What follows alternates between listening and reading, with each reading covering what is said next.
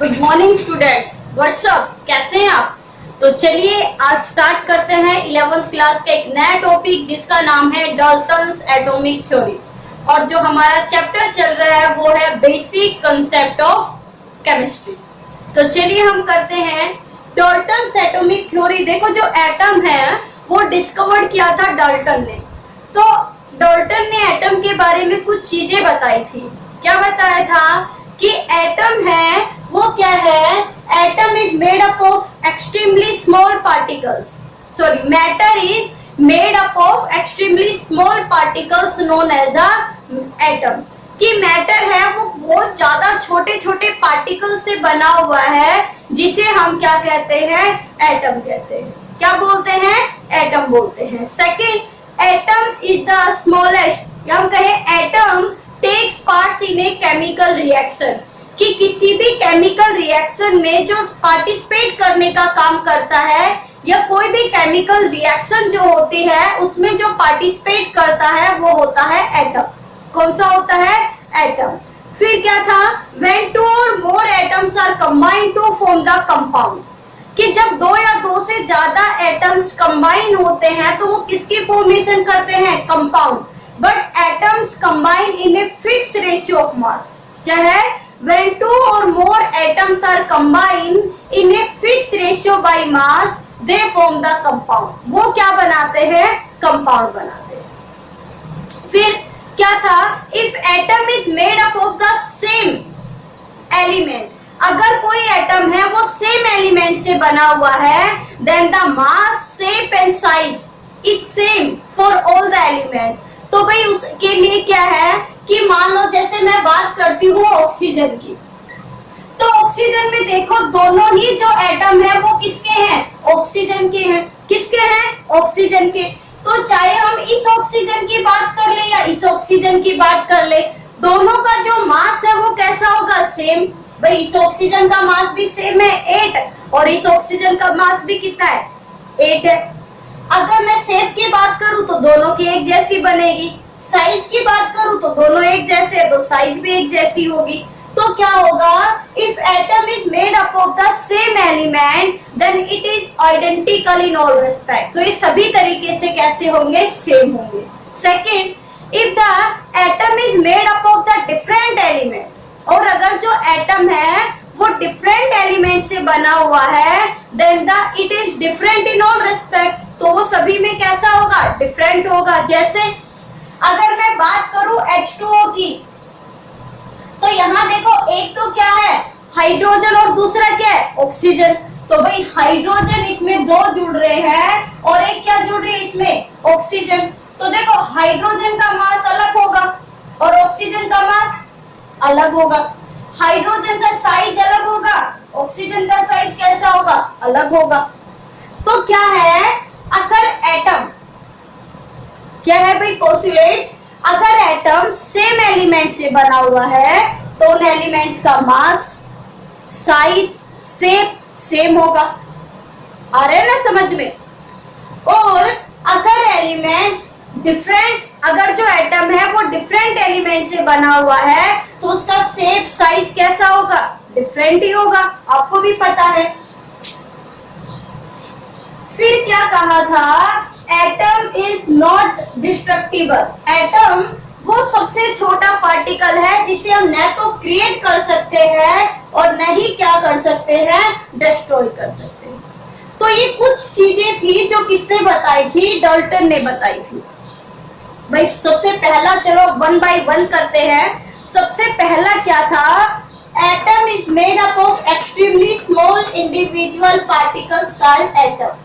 Sorry यहाँ matter आएगा, भी गलती से मैंने एटम लिख दिया।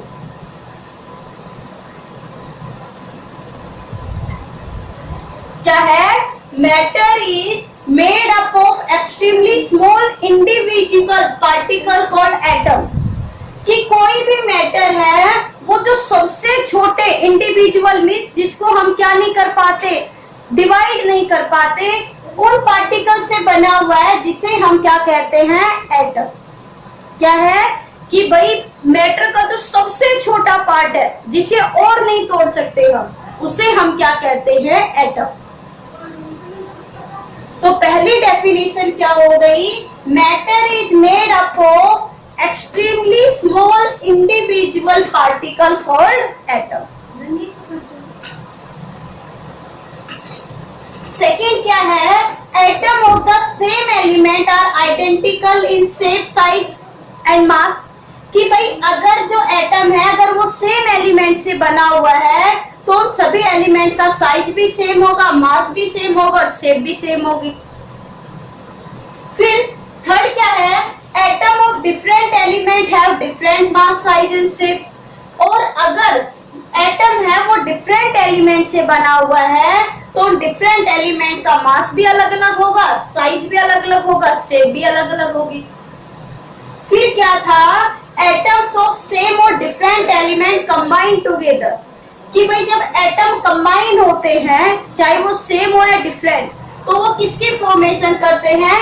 कंपाउंड की फॉर्मेशन। और जब वो कंपाउंड की फॉर्मेशन करते हैं तो वो हमेशा फिक्स रेशियो में जुड़ते हैं। They always combine in a fix ratio of the mass. फिर है an atom is the smallest particle which takes part in a chemical reaction। कि एटम वो छोटे से छोटा पार्टिकल है जो किसी भी केमिकल रिएक्शन में क्या करता है? पार्टिसिपेट करता है। फिर है an atom can neither be created nor be destroyed। Atom को हम न तो क्रिएट कर सकते हो और न ही क्या कर सकते हैं? डिस्ट्रॉय कर सकते हैं।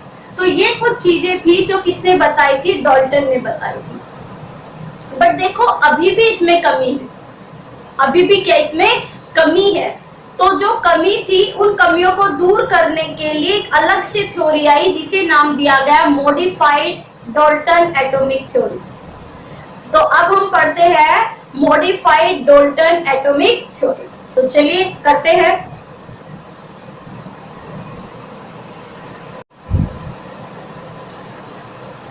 तो चलिए अब हम पढ़ते हैं मॉडर्न एटॉमिक थ्योरी।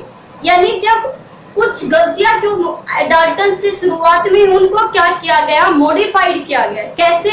भाई सबसे पहले क्या बताया था कि एटम है वो इंडिविजुअल होता है, बट बाद में क्या पाया गया? Atom is no longer consider individual. क्यों? क्योंकि atom is made up of 3 subatomic particles known as electron, proton और न्यूट्रॉन। आपने पढ़े भी होंगे ये चीजें, इतना तो आप जानते हो ना।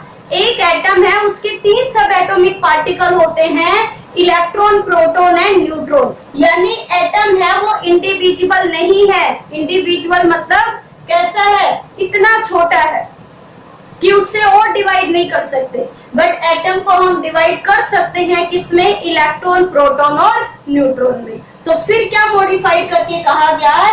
Atom is no longer considered individual.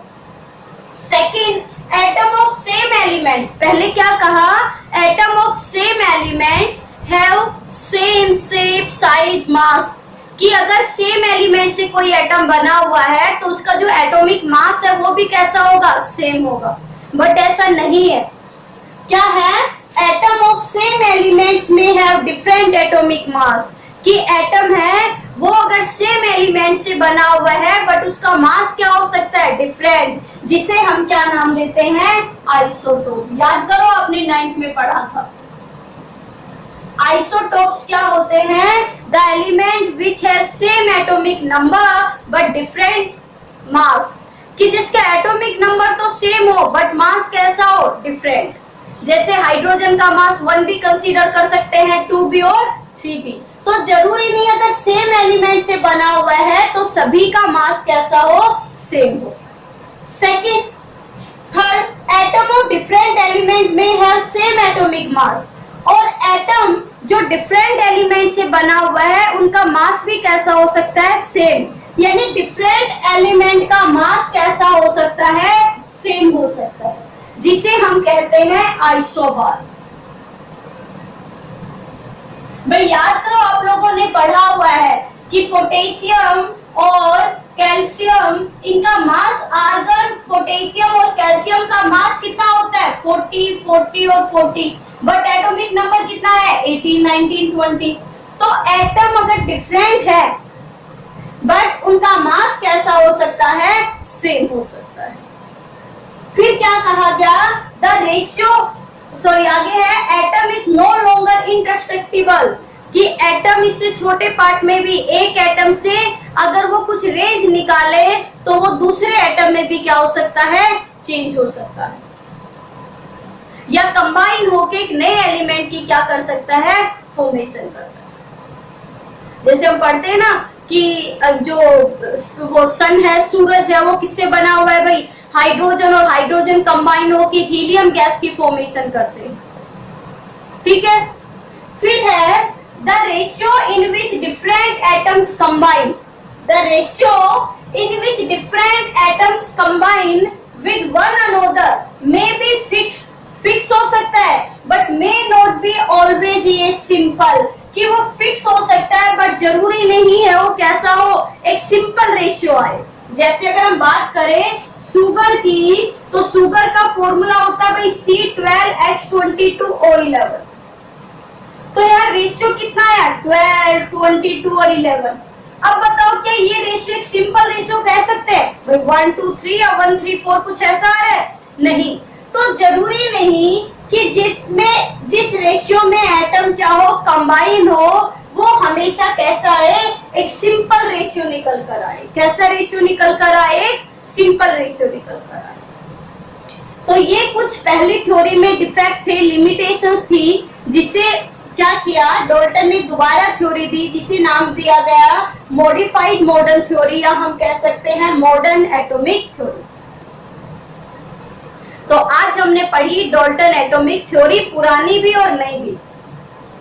Video को लाइक किया करो भाई, क्या बात है, देखते हो लाइक तो करते ही नहीं हो, तो वीडियो को क्या किया करो, लाइक किया करो, कमेंट किया करो, और जिसकी क्लासेस नहीं चल रही है उनके साथ क्या कर सकते हैं, हम शेयर भी कर सकते हैं, ताकि वो भी घर बैठे क्या कर सके, पढ़ सके, है ना। आप लोग बता सकते हो कि सरस्वती स्कूल में ऑनलाइन क्लासेस चल रही है, तो चलिए वो भी ताकि इस चीज का क्या उठा सके, फायदा उठा सके।